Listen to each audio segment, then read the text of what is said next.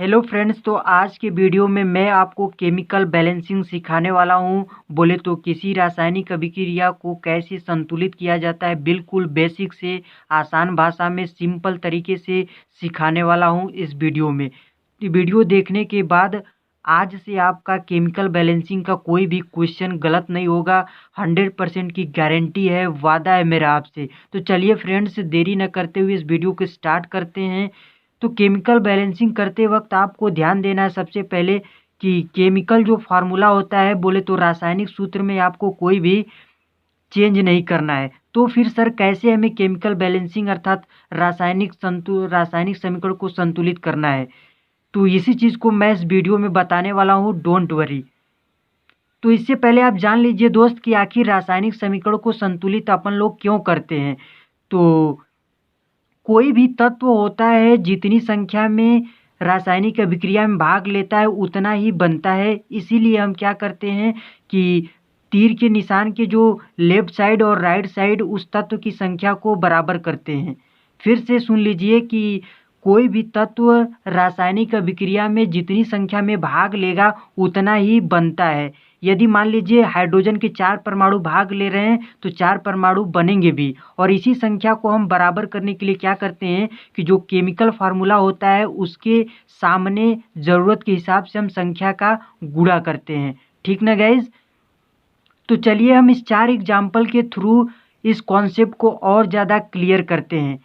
तो सबसे पहले हम पहले वाले समीकरण को संतुलित करेंगे, और संतुलित करने के लिए हम सबसे पहले स्टार्ट करेंगे जो तत्व सबसे ज़्यादा संख्या में रहेगा उसी को सबसे पहले हम संतुलित करेंगे।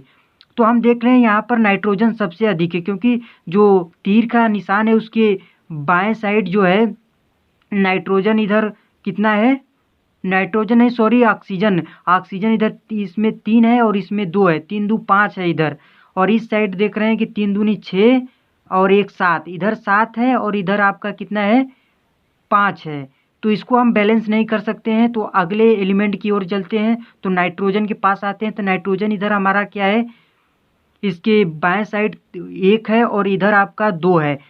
तो इधर 2 बनाने के लिए हम क्या करेंगे, यहाँ पर 2 से मल्टीप्लाई करेंगे, क्योंकि मैंने आपको बताया कि संख्या को बराबर करने के लिए हम क्या करेंगे, सूत्र के जो सामने स्थान है वहाँ पर ज़रूरत के हिसाब से संख्या का गुणा करेंगे। तो यहाँ पर 2 की ज़रूरत है तो 2 का हमने कर दिया, क्योंकि अब इधर भी हम देख रहे हैं कि लेफ्ट साइड भी नाइट्रोजन 2 हो गया और राइट साइड भी 2 है। तो अब आगे बढ़ते हैं ऑक्सीजन की तरफ। अब तो इधर आपका 3 दूनी का 6 है और 6 और 2 इसका 8 है, मतलब लेफ्ट साइड आपका 8 है और इधर राइट साइड देखते हैं तो 3 दूनी का 6 और 1 7 है। तो इधर भी 8 बनाने के लिए हम क्या करेंगे कि जल के सूत्र के सामने 2 से मल्टीप्लाई करेंगे, तब जाके इधर इधर 2 ऑक्सीजन है और ये यहाँ पर 6 है, तो 6 दू 8 इधर भी हो गया और इधर भी 8 हो गया।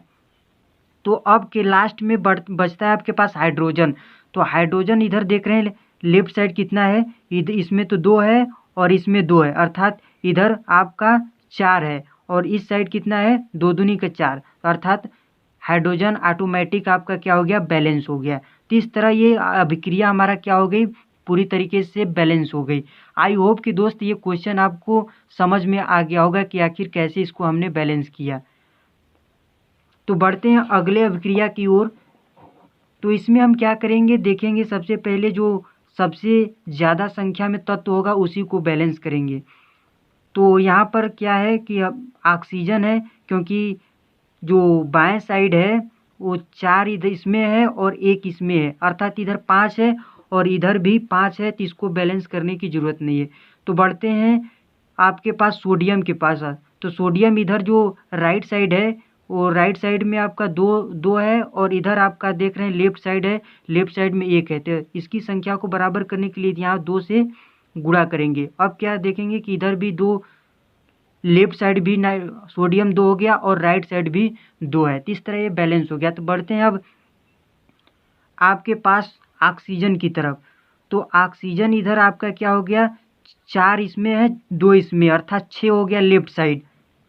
और इधर कितना है आपके पास 4 है और एक 5 है, तो इस इधर भी 6 बनाने के लिए यहाँ पर 2 से मल्टीप्लाई करेंगे, क्योंकि 2 इधर 2 इसमें ऑक्सीजन हो गया, 4 इसमें, 4 2 6, इधर राइट साइड भी हो गया और इधर लेफ्ट साइड भी 6 हो गया। तो अब कौन बचता है? अब हाइड्रोजन बचता है, तो हाइड्रोजन की संख्या देख लेते हैं। तो इधर आप इसमें 2 मिल गया हाइड्रोजन, क्योंकि ये जो बाहर नंबर लगा है ये सभी तत्वों के लिए यूज होगा। तो इधर इसमें 2 हो गया और 2 इसमें, 4 इधर हाइड्रोजन है लेफ्ट साइड तीर के निशान के, और इधर आपका इधर भी 4 है, तो इस तरह हाइड्रोजन भी आपका बैलेंस है। तो इस तरह ये आपका इक्वेशन क्या है, पूरी तरीके से बैलेंस हो गया।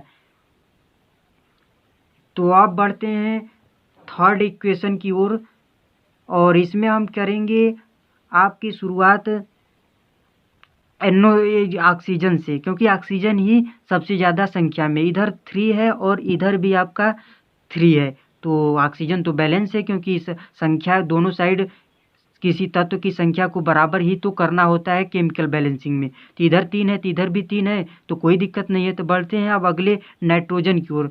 तो नाइट्रोजन भी इधर 1 है, इधर भी 1 है, तो इसको भी बैलेंस करने की ज़रूरत नहीं है। अब बढ़ते हैं इसी तरह सोडियम के पास। तो सोडियम इधर आपके पास 1 है और इधर सोडियम भी है 1। अब क्लोरीन को देख लेते हैं। तो क्लोरीन भी इधर 1 है और इधर भी क्लोरीन 1 है, तो इसको भी बैलेंस करने की ज़रूरत नहीं है।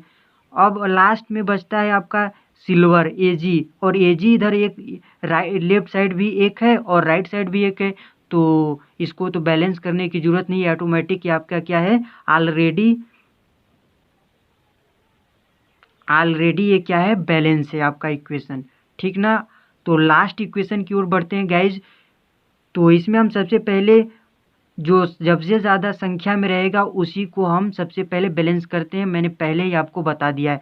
तो ऑक्सीजन को चेक करते हैं गाइज। तो इधर आपका क्या है, लेफ्ट साइड तीर के निशान के लेफ्ट साइड इधर 4 है ऑक्सीजन और इधर भी 4 है, तो इसको भी बैलेंस करने की ज़रूरत नहीं है।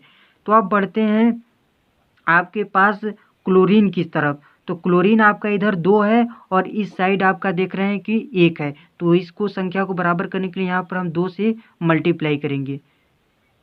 तो यहाँ पर भी क्लोरीन 2 हो गया और इस साइड भी क्लोरीन 2 हो गया, तो इस तरह बैलेंस हो गया। अब बढ़ते हैं आपके पास बेरिलियम के पास, Ba के पास। तो Ba इधर भी 1 है और इधर भी 1 है, तो इसको भी बैलेंस करने की ज़रूरत नहीं है। तो अंत में हाइड्रोजन को देख लेते हैं। तो हाइड्रोजन आपका लेफ्ट साइड 2 है, लेफ्ट साइड 2 है और राइट साइड भी 2 हो गया है। तो इस तरह ये इक्वेशन क्या हो गई, पूरी तरीके से बैलेंस हो गई।